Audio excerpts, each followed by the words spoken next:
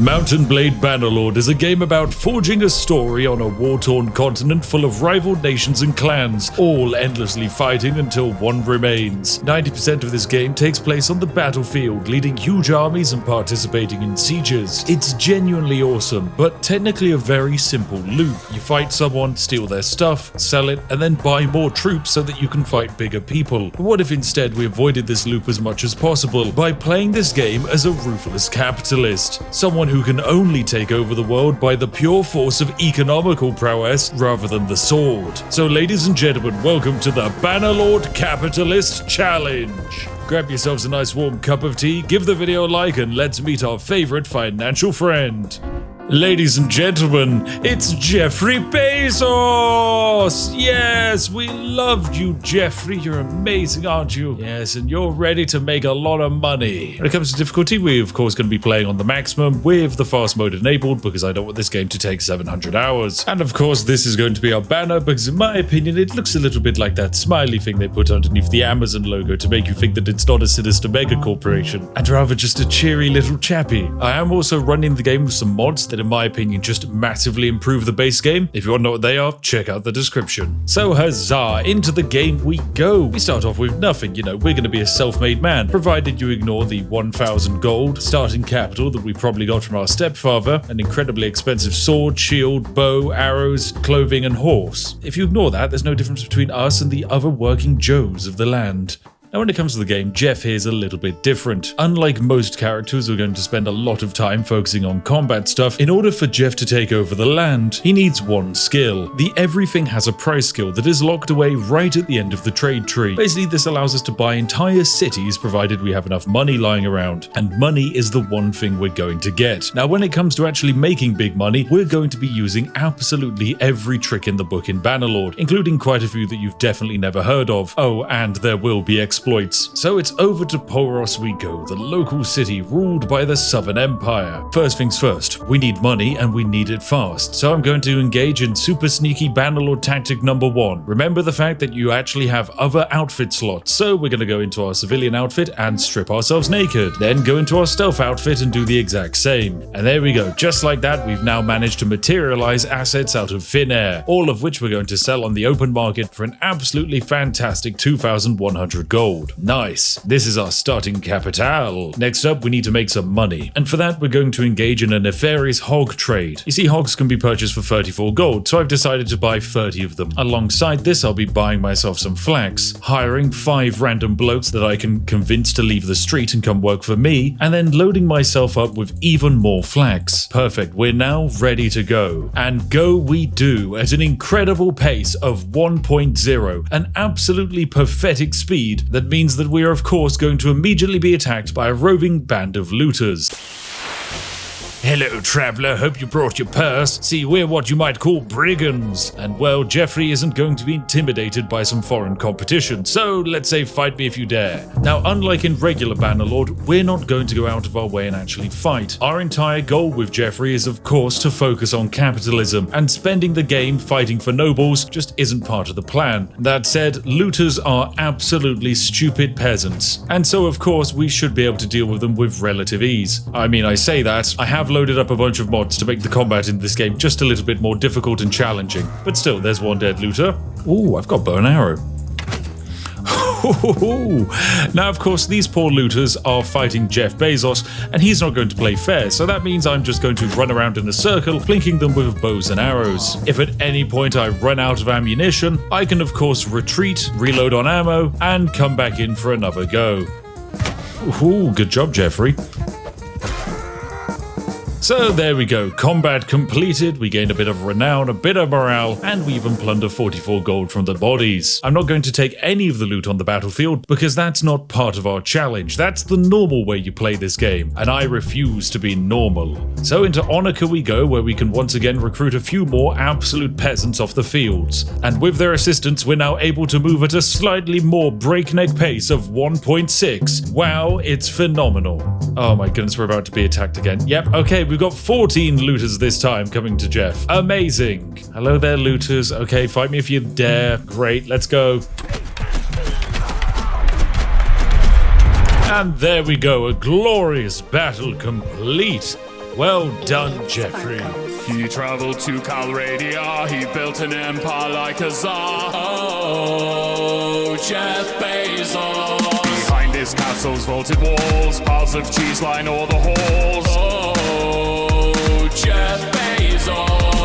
So Huzzah, after a full day's travel, we've made it to the next city over, Zeonica. This is where the fun truly begins, because if we check their marketplace, the hogs that we picked up for only 34 are now worth 73. This is all very good, but hogs have a double purpose. Whilst we bought them for 30 gold, we butcher them for 2 lots of meat, and the meat is worth 47 each. So I'm just going to squeeze my hogs a little bit, and get myself a nice large amount of meat that I can sell on the open market, until the value of meat is no longer worth slaughtering the hogs for. Huzzah for 1,200 gold. I'm also going to dump all of my flax and sell the remainder of the hogs and make 2,400 gold. Amazing, there we go. We're now up to 4,000 gold, having improved our starting position. From here we can now buy ourselves some basic food like grain. After all, our glorious interns who help us carry our goods around are basically just peasants, and as such we pay them nearly nothing, and it doesn't really matter if the only thing we're feeding them is unrefined grain. Now we have got an opportunity to do something a little bit exciting. We can join the local tournament at Zeonica, which is of course exactly what Jeff's going to do, as winning it would give us even more starting capital. So it's into battle we go. Oh, we've been given a bow. Ow! Okay, we just managed to headshot a man, which is very good. And now it's just a 1v2. I mean, my friend should have it because this guy only has a bow. Yeah, he did it. Huzzah! Now we're on to the next stage of the tournament. Same again, we've been given a bow. Oh no. Oh no, it's just 1v2 now. Ow, I've been hit by an arrow. Ow, ow, ow, ow, ow. Jeff does not like this. Jeff does really not like this. There's a man chasing me down. Jeffrey, get him. Yes, there we go. Good job. You just killed someone, but it's necessary for the profits. And we did it. The man we just struck with an arrow bled out. We've won. Okay, second to last round. Let's go. This time I've been given a sword and a shield. All I need to do is make sure that this man has his back facing towards my archer, and then yep, my archer friend can shoot him, and job done. Next up is just this man in front of me. A silly little peasant who believes he could face the might of Jeffrey Bezos. Ow, ow, maybe he can. Oh, good stuff. Good stab, Jeff. Yeah, we go, yeah! Okay, final round. Here we go. It's a 1v1. Jeffrey versus an Imperial Legionary. Ow. Oh my goodness, we got a couple of hits off. Oh, Jeffrey!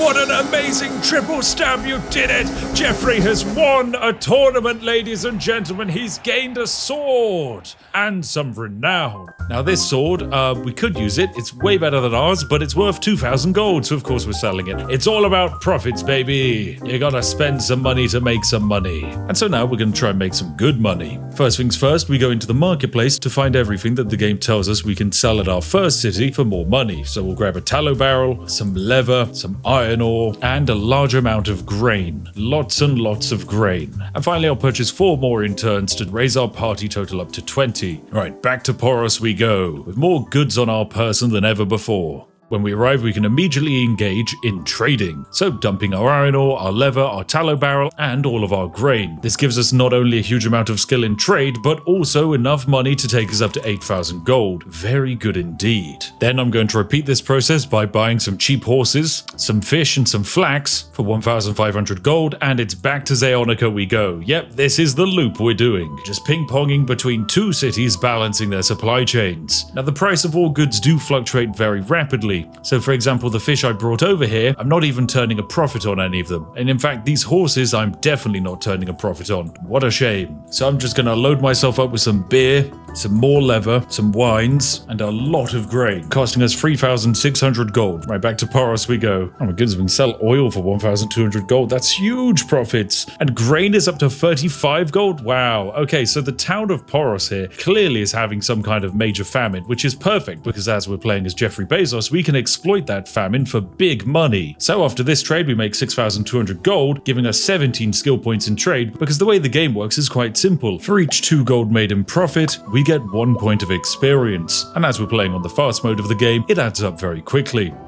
Alright, I've picked up a very simple mission, the Art of the Trade, which quite simply just has me transporting grapes from Onika to a different location and trying to sell them for profit. This should be relatively easy in the local city of Vostrom here, where we can sell the grapes for 40 a pop and turn the 270 gold we spent buying them into 800. Very nice indeed. But then in Vostrom, we've got another opportunity to participate in a tournament, so let's go, yeah!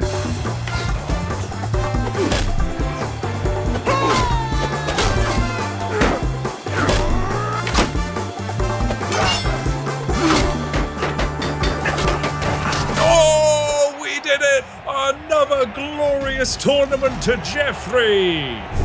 Right, I've decided to make my way over to Hassan Fulk, an Aserai city, which is currently in the process of being slowly besieged by the Southern Empire. And upon our arrival, we get a possible event. Malob the brewer over here comes to us with an offer. Apparently, some of the other local merchants are awaiting a caravan, and if we arrive and say that it's been looted by bandits, he offers to pay us money, because this will raise the demand of all trade goods in the city by causing a massive panic and destabilizing the local economy, kickstarting some hyperinflation. So of course, we're going to say yes. We're going to leave enough room for doubt so that if the caravan turns up, it won't look so bad on our reputation. This gives Jeff Bezos a reputation for being cerebral, which makes sense considering the dude already looks like Professor X. Anyway, a little bit of market shenanigans never hurt anyone, and who cares about honor when we have money? So now with goods being more expensive than ever before, we can dump our hardwood in the city, our linen, our olives, our fish, and our meat for over 100 gold, getting us 5 skill points in trade and a hefty bit of profit. Then I'm going to load up on yummy dates and make my way over to Danustica, where hopefully I can sell it for some profit. So let's sell the dates for over 200 gold each, lovely. And now let's buy some cheap nonsense like grain, clay, oh that's very good. And I'm going to go march my way back to the city under siege, ready to sell some sheep that we bought for 40 gold for over 100, sell all of this clay, all of these hides, pelts, pottery, you name it. In fact, we can just basically dump it all. Yeah! I love capitalism. So what if we're war profiteering if it makes us a lot of money? Loves to make a fat trade. Look at all the money he's made. He cannot even count it all. Congratulations, Jeff, you had it all, but you wanted more. Welcome back, ladies and gentlemen. I've been bouncing Bezos back and forth between Danustica and Hassan Fulk because thanks to the war, prices have never been higher. In fact, it's causing the local NPCs to react, issuing quests for me to go off and buy various produce that they can't get their hands on, which is great as it gives us much needed renown, and we're going to need a lot of it for our biggest exploit. On top of this, I'm also going to go to the Tavern District and pick up ourselves our first companion. It's Sigurtruda, the Wainwright. Well now, stranger. She introduces herself by ever so slightly clipping her mouth. Now, if this is a woman who can bend the physical reality of her own body, then hopefully she can bend the physical reality of some spreadsheets, as that's exactly what we're going to have her doing. So we're going to hire her for 601 gold. Welcome to the party. And then we're going to set off to complete this quest where I have to buy 5 cows. So Bezos goes off on a little adventure to the northern side of the map to invest in some cows. Oh my goodness, a marriage offer has arrived. Yes, apparently Jeff Bezos' reputation as a capitalist is starting to grow. I forget that as he has no civilian clothes, he just appears in all of these menus completely naked. But my teller here is interested in marrying us. She's generous, honest, daring, and merciful. All things that Jeff isn't. But she has some skills in trade and she can definitely charm people. So of course we're going to accept and have her join our family. Huzzah! What a glorious wedding ceremony. Jeff, you could have at least put on some clothes for this. Oh well, I guess as long as she's okay with it, it's all good. Oh dear. So Jeff's gained a wife who will probably want to go pick up from this city over here, but that's off in the future as for now we've got ourselves some business trades to do. So into the city we go, we can hand over our quest for the cows, make some big money, get some honor, and then I can sell some of the other cows I bought for profit, along with this grain, because the grain keeps going up in price in this city, and the cheese and the butter. My goodness, there's so much money to be made when you are the only way of peasants getting food. food. I love it. Anyway, we're off for a big quest all the way over to Charis, and I think that's a great opportunity for us to do a huge trade journey, because this entire world's economy is simulated down towards the south, where it's very easy to grow date fruit. The supply of dates is plentiful, meaning the price is cheap. But if you start leaving the deserty area, suddenly it becomes harder to get your hands on a date than if you were some kind of map gamer. I mean, who on earth could play strategy games all day? Not me. So we've arrived at some of the local towns where we're of course going to be buying up all of their dates, and then we march our way onto the city and continue this process. Here, dates are even cheaper. So huzzah, we've arrived at Charis, where we can now dump all of these dates for profit, sell off some of our fish, a huge amount of our grain, and some of the other rubbish we picked up on the way. And perfect, now my wife has joined my party, and as you can see, she's a little bit horrifically overpowered. Because she comes from a nice noble family, she has quite a bit of armor, that's the only way of saying it. And by recruiting my wife and setting her to be our quartermaster, we're now able to recruit an additional 26 people. Now of course more peasants mean more wages, but you've got to think of it in a different way. The more people we have recruited, the more random nonsense they can carry on my behalf. And that means we can move more stock and turn even greater profits. So I'll be back once I have enough gold for the next stage of developing our business. So, welcome to the second phase of our brilliant plan, the workshop era. Basically, trading is just one way of making money, but in order to break the game, what you really need is renown. Normally, this is gained from fighting epic battles, but for Bezos, he only gets a little bit of recognition every time he helps out a peasant on a quest. Luckily, a perk in the skill tree lets us get 1 renown per day for each profitable workshop we own. Workshops are physical buildings in cities that might turn, say, sheep into fabric. In the city of Ortengard, we're going to get ourselves set up with the most obscene capitalist operation imaginable, using real-world business tactics to destroy the local economy and guarantee the needed profits to grow our renown. The first step is simple: find Hologen and buy her workshop.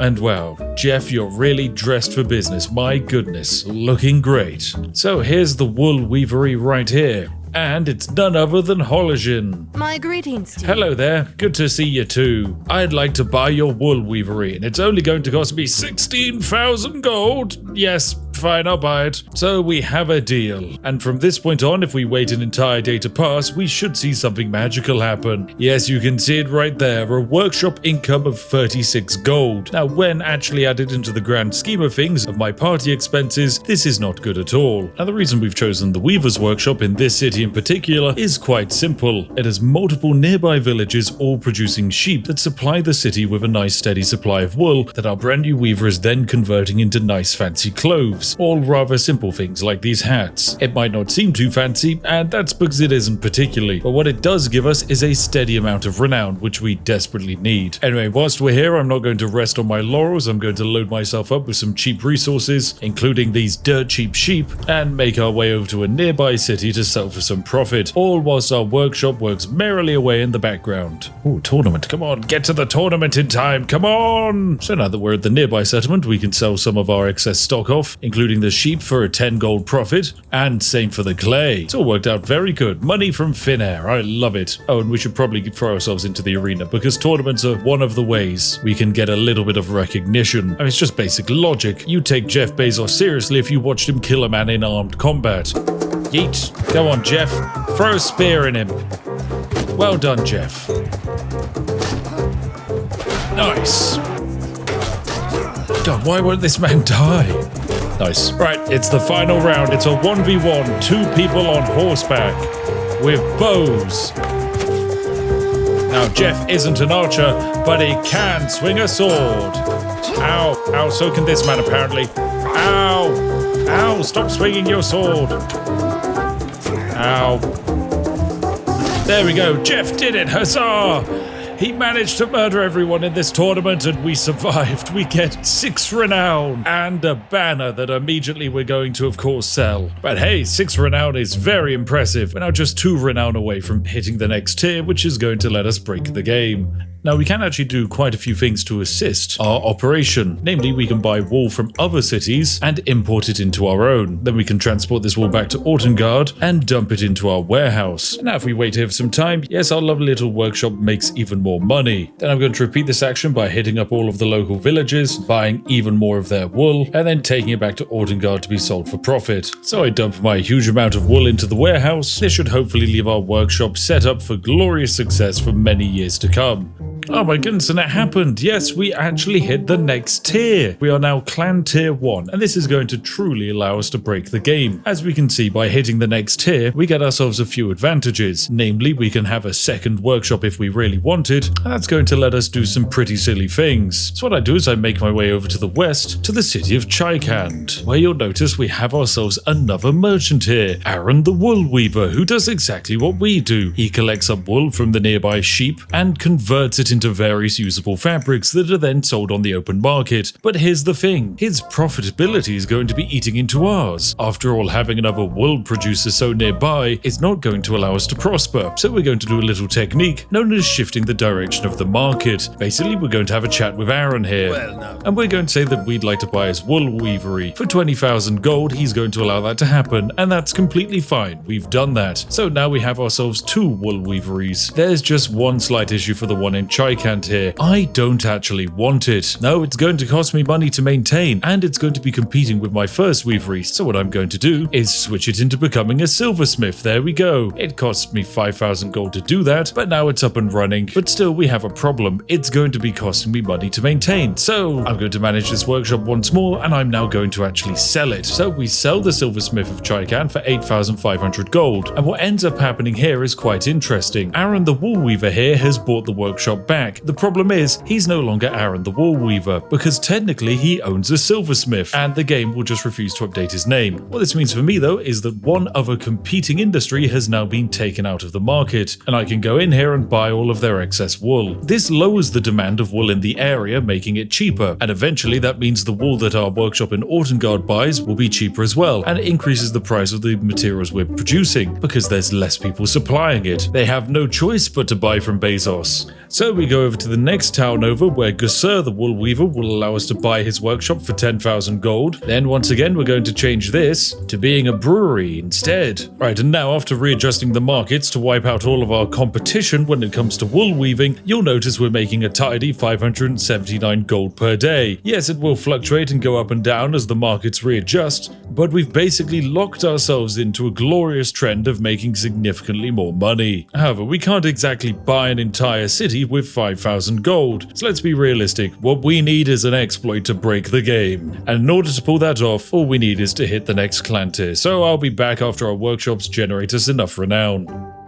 Right, so now that we've achieved Clan Tier 2, we're finally able to create ourselves a brand new party, and this is where we're ever so slightly going to break the game, because it turns out one of the easiest ways to make a lot of money very quickly is to convince your wife to strip off a bit. I know it's a little bit confusing, but it's actually quite simple. Basically, we're going to find the lovely Mytella here, and we're going to steal all of the most expensive items that she has on her, mainly her really expensive horse armor, her big chainmail thing, and her stabby sword. In total, this is slightly over 30,000 gold's worth of value. Now technically we could just head straight to the market and sell it, but that's not what we're going to do here. We're going to engage in something very nefarious. I'm going to go to my clan and have Mytella create a brand new party. Mytella will then create this brand new party. We give her, say, a single nomad. There we go, that'll help slow her down a bit. Fantastic stuff. Then we're going to have a chat with her. Don't question what's going on here, I'm as confused as you are. So what you can then do with the game is ask to inspect her equipment. From this menu we're then able to add items onto our lovely Mytella, like for example giving her armor back, giving her horse the armor back, and giving her nice weapon. However, something interesting happens if we press cancel. In this menu, she's clearly wearing some armor. That doesn't make sense. So when I say, hey, let me inspect your equipment, yes, I've still got her chainmail in my inventory, and she's still got some right here. Well, if I take it off of her, along with this horse armor and this big flaily thing, my goodness, I appear to have two of those things in my inventory. If I then press done and confirm confirm with yes, you'll notice that, yep, once again, she's now naked, but I have duplicated her items. Hang on a second, video game. I'm definitely not meant to be able to do this, and yet I can. Quite simply, we can repeat this process by re-equipping her with everything, cancelling that, then asking to see all of her equipment, and in fact, we'll take everything, even the fancy horse. Then once we take everything, we confirm that, and choose to give it all back to her. And all 4 of these maces that we've now duplicated, there we go, we just equip her with all of them. Then we press cancel, and remove all of that from her inventory. Now for me, this exploit works completely fine in the base game, and there's a very real chance that it will also work for those of you playing on console. So of course, we're going to do this exploit a fair few times, and sell as much as we can to this town before they run out of gold. I'm then going to watch as my wife,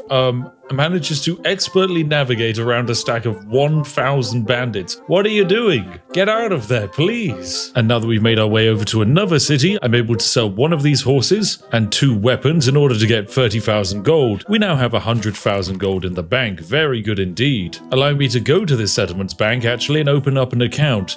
Here we can deposit, say, 50,000 gold, which will earn us 178 gold every 7 days. So once again, after selling off a little bit more of our excess stock, we're up to having 144,000 gold in our inventory. Very nice indeed. But still, we need more. After all, we need 300 trade skill to unlock. Everything has a price. And on top of that, we simply need more and more money. But thanks to our newfound power of stripping down our wife, we should be able to do some incredible things. But ladies and gentlemen, this got me thinking, if I could use cloves to make infinite money in game, then surely I could do it in the real world. Say hello to Spiffing.store, our glorious merchandise website where you can buy some incredible cloves and magnificent mugs. Anyway, back to the video. Well, ladies and gentlemen, a lot of time has passed and Jeff Bezos has run around the map making lots of money. And as you can see by this big total down here, we now have over 1 million gold. Yes, it's fantastic. So to celebrate, I've decided to go to the city of La Guita here, which is definitely how it's pronounced, to participate in a tournament because I'd like to get my hands on this fancy sword. And of course, we are Jeff, the greatest warrior in the land, so I think we've got a good chance of winning. Admittedly, we are up against some legends like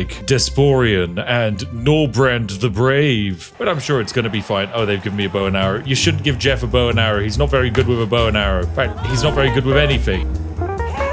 Yeah, I mean, where on earth did that arrow even go? Oh, that one's a headshot. Jeff, that's actually not too bad. Ow, Jeff got stabbed, but other than that, it's all good. Cheers, Tessa, for carrying us. So we make it into the next round, and now it's us versus Norbrand the Brave. Please don't give me a bow again. Great, they've given me javelins. I guess that'll do. Yeet. Yeet. Yeet. Nice, there we go. That's one person dead. No, they got Tessa. Oh dear, oh dear, oh dear. Oh dear, he's stabbing me. Oh dear. Oh no, no, Norbrand the Brave got me. No! Round is over, your team is disqualified from the tournament. This was meant to be Jeff's triumph, his glorious celebration of making 1 million gold, and it was seized from him by Norbrand. We lost the tournament, we were eliminated in round 2, how embarrassing. I can't believe it. This city has wronged me. This city has spited me. And so, using the power of economic shenanigans, we are going to spite this city. Right, quite simply, we're going to buy up all of the people in the market that we can, along with all of their pack animals to allow us to carry more goods. And then, ladies and gentlemen, I'm going to show you how to commit the war crime of destroying a city, using the power of the economy. Now, luckily for us, the Western Empire that owns this city is currently at war with the Vlandians, so I've bought up a large amount of their food supplies and I'm going over to the local Vlandian cities to dump it into their markets. This way it becomes cheaper for them to wage their wars. There you go, have 300 or so grain, and I can dump most of the grain into this city, giving me extra profits and lots of trade experience. Yes, this is good. So what we're now about to do is very naughty indeed, because whilst you can see at the moment the city's food supply is supposedly going to be growing, a lot of that is due to the grain that it had in its stores. Then we're going to take a hostile action and actually raid this place. Yes, I know, it's hostile, but this place produces food, and quite frankly, I don't want them having food. And we sack the entire entire thing into the ground. There we go. You might notice now that in the city of Legato, their food stocks that were previously sat at 500 are now down to 390 with a big fat minus 89 next to them. That's not good at all. Then, oh my goodness, is this a little village over here producing grapes? Yes, I do believe it is. Right, so over here we go, where once again we're going to take a hostile action and raid the village into the ground. Yeah, send in my forces and let the raiding commence. Glorious, glorious raiding. Oh dear, the actual Western Empire army is now onto us. Right, quickly end the raiding. We're leaving. We're leaving. I wasn't even here. I don't know what you're on about, Western Empire army. I'm going to go around the corner to the next nearby village of Hertogia here. And once again, we're going to raid it into the ground. Perfect. Send in the troops. Now, after doing a nice large amount of sacking, I think it probably makes sense that we try and negotiate some peace here. So I'm going to say that, hey, our realm should make peace. And in order to sweeten the deal, I'm going to throw in 2 tools and 1 massive mace. There we go. Peace between our empires. It really was as simple as that. I burned many settlements to the ground. I've starved the city of Legata quite heavily. And because we've made loving peace, I can now go back into this settlement and once again buy all of the food out of the marketplace. Splendid. There we go. Allow me just to wait here for some time whilst the food stocks update and the world realizes that, hang on a second, there's not enough to go around. Oh dear, oh dear, oh dear, people of Legata. This should teach you what happens when you don't cheer for Bezos. You learn to starve. So after being sat on this town for an extended period of time, we have finally done it. We've reduced the food in this city to a big fat 0, meaning that its population is currently starving and it's losing prosperity. There you go. We don't even need to be at war to cause this to happen. It just helps when you sack the local food producing villages. That should teach the peasants what happens when you don't cooperate with the Bezos. Anyway, we're going to take all of our food down south to the city of Ortizia here that was just successfully besieged by the Aserai faction, and I'm presuming that they'll be willing to buy some of my nonsense for a relatively good price. Yes, some very expensive cheese and sheep and meat. There we go. That even gives me some trade skill. Fantastic. Right, so I'll be continuing my lovely trading adventures until after I've hit barter skill level 300, where we can then go beyond investing in the land to actually buying it. Spends his cash on hogs and sheep, endless maidens in his keep. Oh, Jeff Bezos. Enemies tremble and stutter, slices heads off smooth like butter. Oh, Jeff Bezos. Loves to steal from his wife, makes him all the money he likes, but still he desires more dough. Like this medieval tech bro, we borrowed this concept from Bo.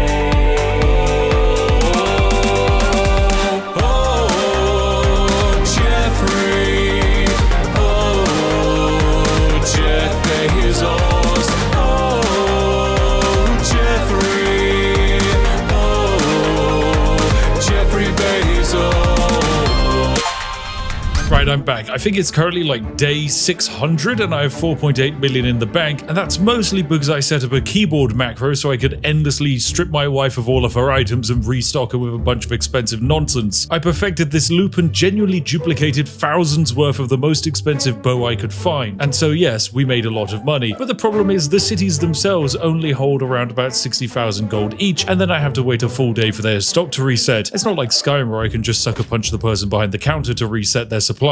Luckily for me though, there are a few people wandering the map who really have some cash on them, and that brings me to this guy here, Tak, who I can talk to. He's the Sultan of the Aserai Empire, and that means that he has a lot of money on him, 1.3 million to be precise. So I can go over to him and say, hey, I would like all of your money, and in return I'm going to give you, let's see, about 71 bows. Yep, that'll do. So for the low cost of just 71 bows, he's willing to give me all of his cash, and he'll even be happy about it. That's fantastic. Now with 6 million in my bank, I'm just gonna chill on down here, but I can continue this process and speak to some of the other lords like Hecart here. In fact, I could even ask for his city and pay for it using a bunch of bows if I really wanted to. In fact, can I actually do that? Can I just buy the city of Ostracan for 341 helmets, 138 horses, and a bunch of reinforced horse armor? Yes, I technically could. We're not going to do that. Instead, I'm gonna have all of his money, please. He's got 1 million in the bank, and I've got 60 bows that he'd really like to get his hands on. Perfect. Right, then I'll meet back up with Tack here. Because we've robbed all of his inventory, we've changed the way that the AI actually values his lands, because he actually sees himself as being a little bit low on cash. This now means I'm able to pounce on him and ask to take control of 2 of his cities and 2 of his castles for the low cost of all of this nonsense. So we're going to throw 2.6 million and a huge amount of horses and bows at him, and he's going to accept. So there we go, the deal is complete. We've managed to pick up this castle here, this entire city, this castle, and this city here as well. It's all ours. And with that, we now get 41,000 gold a day.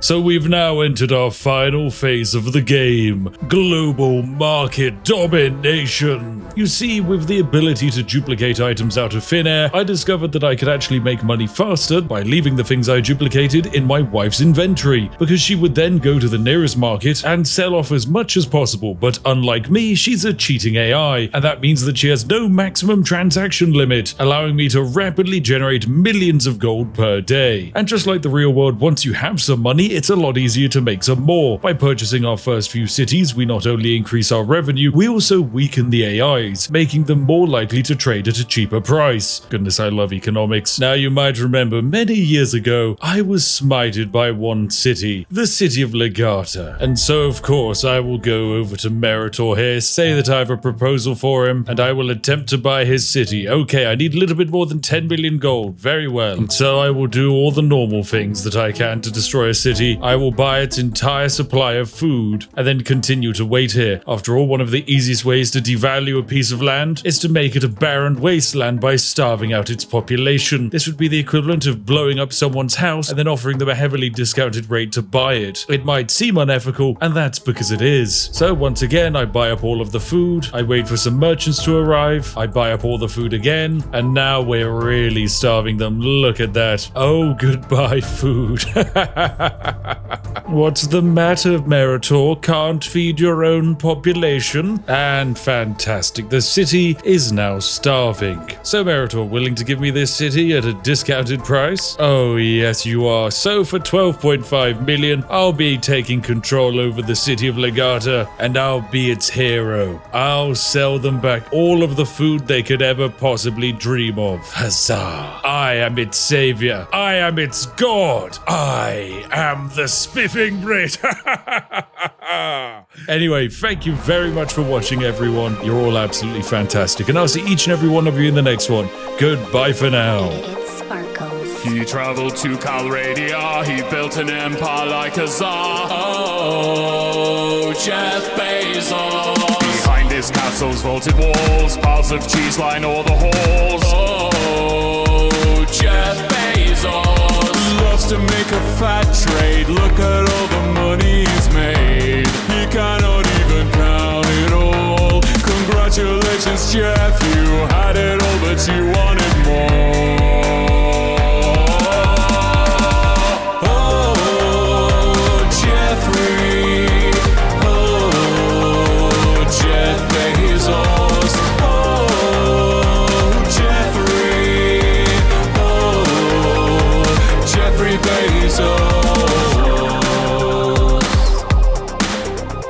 Spends his cash on hogs and sheep, endless maidens in his keep. Oh, Jeff Bezos. Enemies tremble and stutter, slices heads off smooth like butter. Oh, Jeff Bezos. Loves to steal from his wife, makes him all the money he likes, but still he desires more dough, like this medieval tech bro.